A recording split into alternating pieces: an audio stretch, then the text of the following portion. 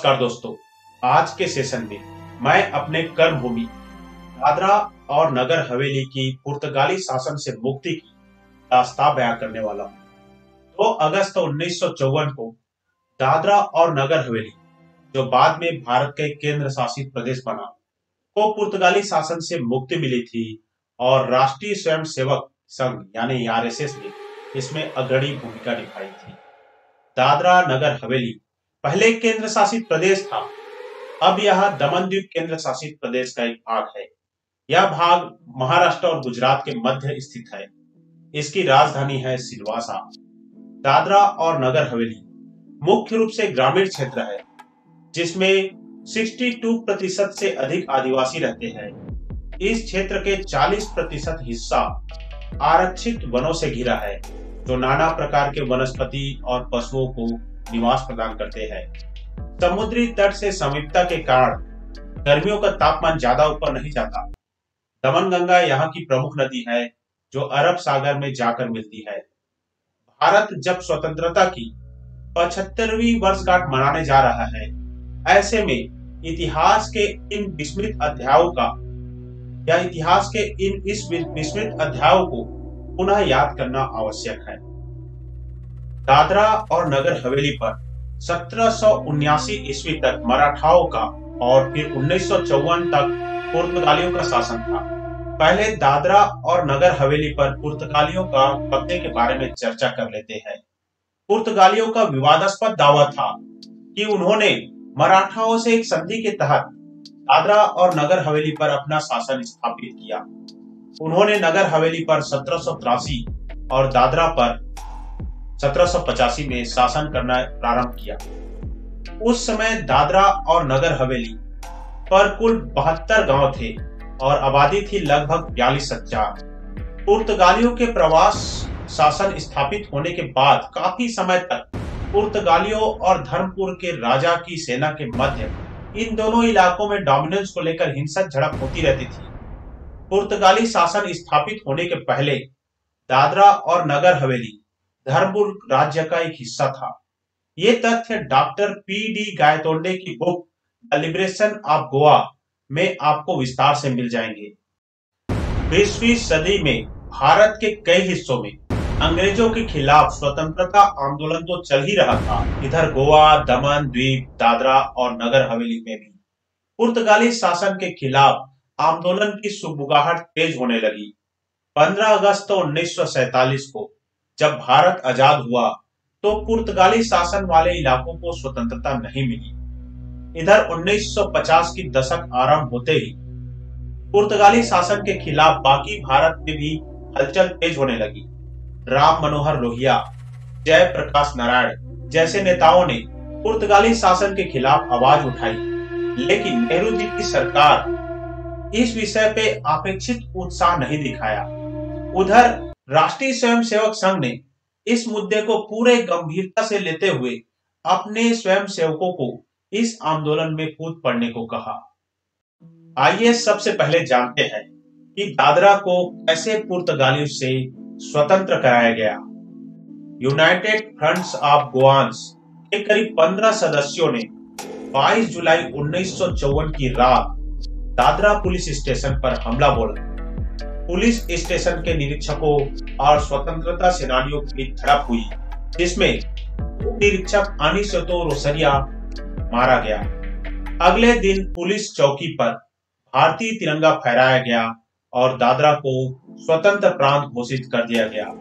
28 जुलाई 1954 को राष्ट्रीय स्वयंसेवक संघ और आजाद गोमांतक दल के स्वयंसेवक ने नरोली के पुलिस चौकी पर हमला बोला और पुर्तगाली अफसरों को आत्मसमर्पण करने के लिए मजबूर कर दिया और नरोली को आजाद करा दिया गया।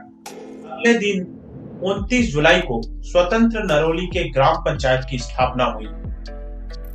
आइए जानते हैं कि कैसे सिलवासा को पुर्तगाली से स्वतंत्र कराया गया।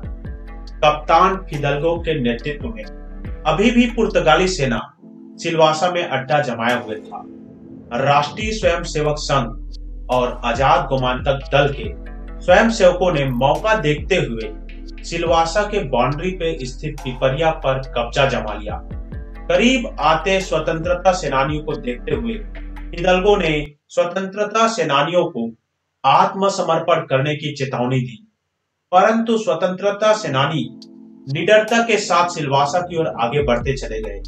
अपने निश्चित पराजय को देखते हुए कप्तान फिदल्गो 150 सैन्य कर्मचारियों के साथ सिलवासा से 15 किलोमीटर दूर खानमेल भाग गए। 2 अगस्त 1954 को सिलवासा को स्वतंत्र घोषित कर दिया गया। कप्तान फिदल्गो, जो नगर हवेली के अंदरूनी हिस्सों में छुपे हुए थे, आखिरकार 11 अगस्त 1954 को आत्मसमर्पण किया। दादरा और नगर हवेली को संघ के स्वयंसेवकों ने अपनी जान हथेली में रखकर बिना किसी सैन्य सहायता के मुक्त करवाया और भारत सरकार को सौंप दिया। लेखक रतन सारदा ने अपनी पुस्तक संघ और स्वराज में इसका ब्यौरा दिया है। उस समय 1954 के आरंभिक दिनों में संघ के स्वयंसेवक राजा वाकनकर और नाना कजरेकर दादरा नगर हवेली तथा दमन के आसपास के क्षेत्रों में वहां के भौगोलिक स्थिति का अध्ययन करने के लिए कई बार गए।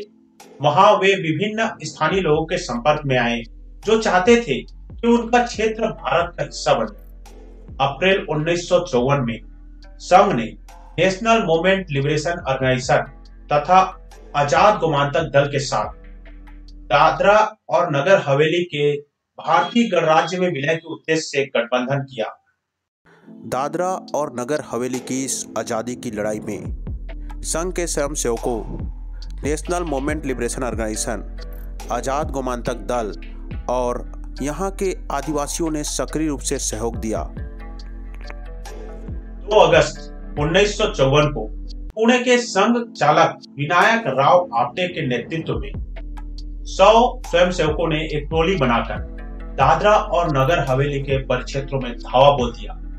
फिर उन्होंने सिलवासा पर भी हमला किया और लगभग 175 पुर्तगाली सैनिकों को आत्मसमर्पण करने के लिए मजबूर कर दिया।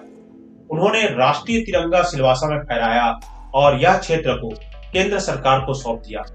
आगे चलकर इन स्वतंत्रता सेनानियों को 2 अगस्त 1979 को सिलवासा में सम्मानित किया गया।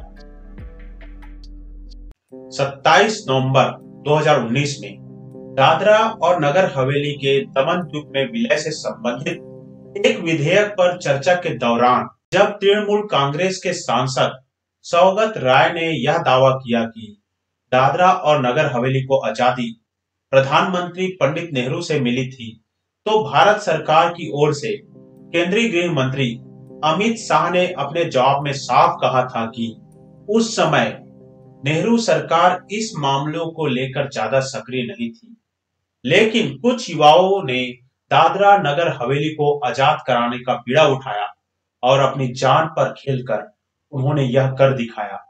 इसी संदर्भ में यह भी जानकारी इस बहस के दौरान सामने आई कि प्रसिद्ध गायिका लता मंगेशकर ने पुणे में एक सभा कर धन एकत्र कर उन क्रांतिकारी को दिया था जो इस स्वतंत्रता संग्राम में सक्रिय थे।